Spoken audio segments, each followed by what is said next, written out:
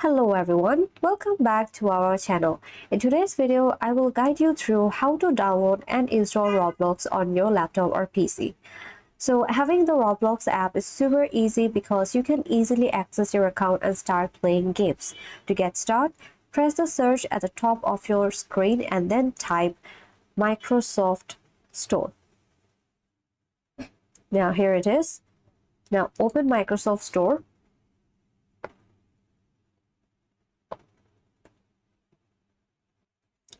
And then press the search at the top and then type Roblox.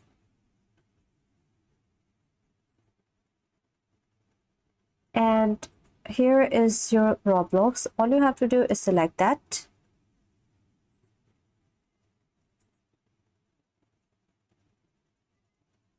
And all you have to do is press get on the left. I have already installed it into my computer. So once installed, all you have to do is sign into Roblox.